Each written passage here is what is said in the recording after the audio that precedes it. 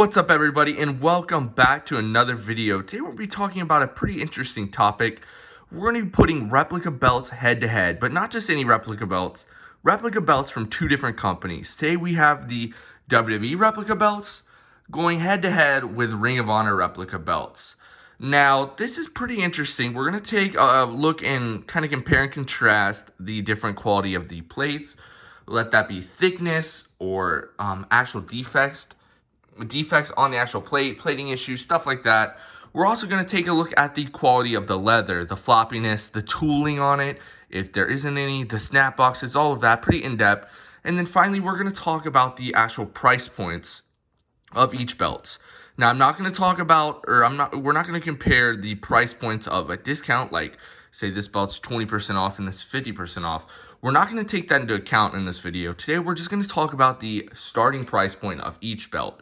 And now I don't feel that it's completely fair to put this belt up against this belt, even though they did come around at the same time, but the quality is just not perfect on the Ring of Honor World title of the version 1. But I am going to put it up against the Figures Toy Company Ring of Honor World Championship as well in this video.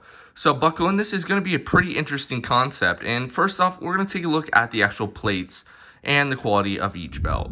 So first up in plating, we are going to take a look at the WWE Universal Championship belt. I believe the replica of this was introduced in 2016, was available for sale at the very time. And you can see they are 7mm plates. So I do believe it is, you can see it's stacked there. You have 4mm here and then a 3mm on top of that as well. You can also see it does come with these sidebars, which they're not the thickest. They could definitely be thicker. They're kind of half the actual length of a real one. Not really thick at all. And then you do have the side plates. Now, these do have removable side plates, as you can see, which is always a plus in my opinion. The quality is pretty nice on these as well. Other than that, this does have the Universal and WWE, and I believe the United Kingdom belts do have an issue with plating. And I believe it's pitting. And let me see if I can find it on this belt, because I do believe this belt suffers it. And majority of these Universal replicas will get them over time. There's pretty much nothing you can do about it. I believe it's just cheap plating in general. And it's just little dots on the actual belt. You can kind of see it there. You can see it kind of in the bottom left, like right here. You can see the little dots on it. And I don't believe there's anything you can really do about it, other than maybe getting the belt replated. Now, I'm not sure if the deluxe, ultra deluxe, or whatever they are, the elite, they're plated in 24 karat gold. So maybe they do not suffer the same issues with this, but I've hardly ever seen a belt not get it with like the Universal or WWE. Even people who keep their belts in pristine condition, they usually get it. Now, taking a look at the Ring of Honor World Championship plates. The plates, they're pretty good. The etching's deep on it. The paint's good. One thing that is an issue with this Ring of Honor belt is the numerous amounts of defects. You can see the scratches on the belt, on the nameplate, just everywhere. On all the side plates, you can see the gold's kind of dull at the top. Now, keep in mind, I have not really cleaned this belt in a couple of weeks or maybe even a month. But overall, the plates are super close on to each other, so they will scratch or bang into each other when you move the strap, which does suck a lot. And also, the strap does not fit to the actual plates, which sucks. And here you can go on the other side. Now, one thing that is shocking on this, and I believe it's fixed in the version 2 of this belt, so that's why I'm going to show off two different ROH World Championship belts, is you can see that is flat as all can be. Now, on the actual, this is pushed out, stacked even, but this one is just overall disappointing in the plate department. And overall, this belt could use a lot of work, but on a good strap, this belt could be something if you get one with not as many plate deflects as mine. So next up, let's take a look at the actual leather work on each belt. So with the Universal title here, you can see the clamshell tooling at the top with kind of the stitching strap along the top and then the back. It is much better than the actual WWE replica, the standard, because I believe there were two different leather strap makers. This is the Wildcat tooling on the back, and I cannot for the life of me remember who actually did the World Championship leather tooling, but the World Championship does, of course, now have this, but the replica does not, sadly.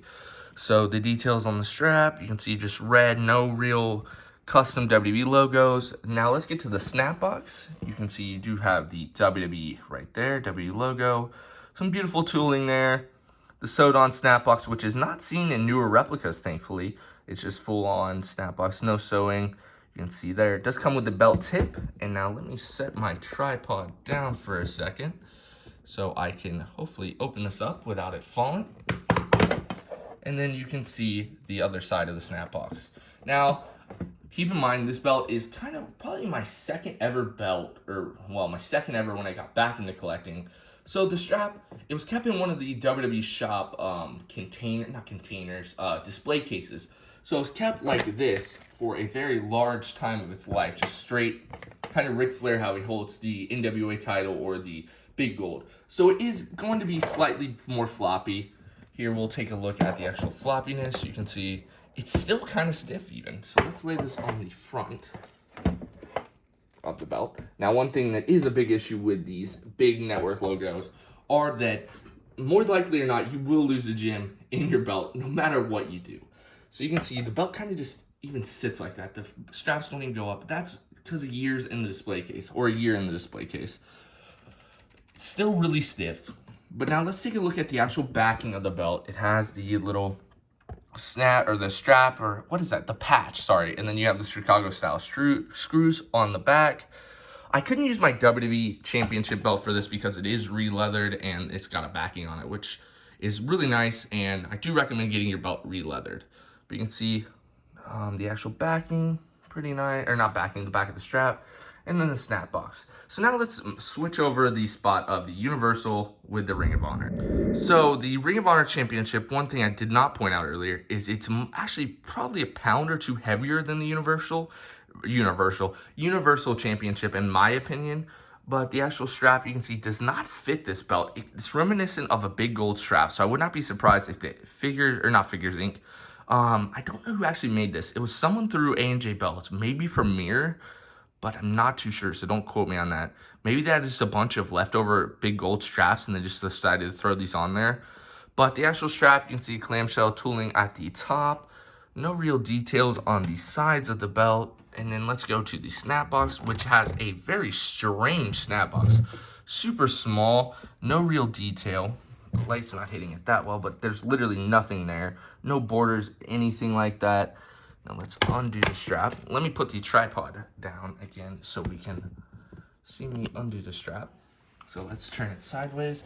Much smaller strap, super small snap box. I believe it's 2 by 1, 2, 3, 4, 5, 2 by 5. And I believe the others are 2 by 6. The other side there. It is missing a tip. I mean, this belt just doesn't come with a tip on either of them. It is you can see, actually, there is a little bit of a snap box border now that the light's on there. And you can see a little detailing around the strap, which it's so light that you do not see it without the light on. But here you can see kind of clamshell around the actual plates, and the little detail, super light, not deep at all on the snap box either. The leather is not floppy at all, super stiff. And then it has a red backing on the back of the strap, which looks nice. No little stamp there. Does have a removable nameplate right here, so if you wanted to remove the 2 screws, let me get the tripod up a little bit more. You can remove the 2 screws right there, which looks really nice. Almost dropped the tripod there, sorry about that. Other than that, it does have, one interesting thing about this replica is that it actually has not Chicago style screws. It has your standard Phillips head screwdriver screws with a washer in it, which is super strange, and they're very prone to falling out. Now, when I first got this belt, as you can see, the strap right here is a little bent. It was like that when I got it, and the plates were kind of tore up or beat up. So wasn't a big fan of this belt right off the get-go. So now let's talk about pricing. And now remember, this is pricing without discounts. I'm not talking about when this belt went on instant like sell mode, pretty much when they had it discounted down to $125 or $250. We're going to talk about prices for the actual retail with no sale. So starting off with the Ring of Honor World Championship version 1, technically, it was put up for sale in 2017, so that's why I kind of chose the Universal Championship to come out, because the Universal Championship was debuted in August of 2016, I believe. So this retailed immediately. I mean, I believe they had a few for sale at the show that it was introduced at for $500 flat, not $499, $500 flat with the messed up strap and the bad quality plate super close together. While the WWE Universal Championship, I don't know when it was first introduced, but I believe it was a couple days after SummerSlam, and it retailed for $429.99. Pretty good deal for the belt. I mean, it's not very unique, but it's still a nice belt. It's the main championship of Raw at the time. So for the quality or the price point, you're not getting much of a deal in this belt with a strap that doesn't fit it. Plates are kind of scratched up and they're super close together versus this where you had the option of the removable side plates. You do have the pitting issue on the main plate, so it's not the best. Comparing the two though, the Universal Championship is a miles better deal.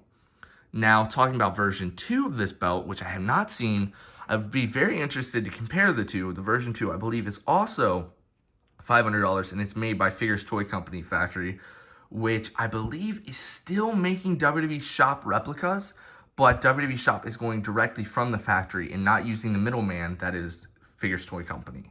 So overall, in this head-to-head contest, the Universal Champion easily wins in every single category. Now, there's a little one that I want to point out just because on this belt, the gems are pretty nice compared to the weird-looking flat gems. But, I mean, there's not much WWE could do with the flat gems there. But the flat gems, I guess the ROH Championship gets that in the category of the gems department, even though it's not technically a category. So we will say that the Universal Championship swept the Ring of Honor World Championship easily, not even contest. So now let's take a look at the previous Ring of Honor World Championship design or replica, and we'll compare the two. Here we have the classic Ring of Honor World Championship. I guess it's not the classic. Well, it's classic now. We have the classic Ring of Honor World Championship that was first introduced replica-wise, I believe, in August of 2015. So a whole year before the Universal Championship. And this belt retailed for $329, so we're kind of going out of order for this one. $329 versus the $429 for the Universal Championship. And this belt, honestly, is probably one of the best quality replica belts of all time. The plates are breathtakingly beautiful. The detailing, the details on this are incredible. It is 4mm stack, or 4mm, and then it has another maybe 2mm stacked on top of that, so maybe 6mm at its peak. The leather is absolutely gorgeous. You have the clamshell tooling, the little grommets here and here. Turning it onto its side, you can see the details of the actual strap, clamshell tooling. And now let me put the tripod on once again. You can see it does have that beautiful red backing, which looks incredible. I don't know what that is. Maybe that was issue that came with the belt. And then you can have the actual snap box. You can see not sewed on, or at least not easily sewed on, or seen as sewed on. A beautiful belt tip, and then the shell tooling around the actual strap. The detailing is incredible.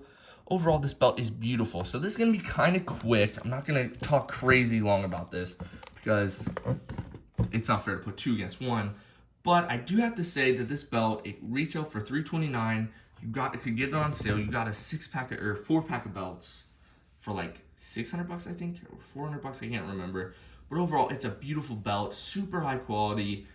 This sat in a warehouse for like 2 years and it still came out pristine.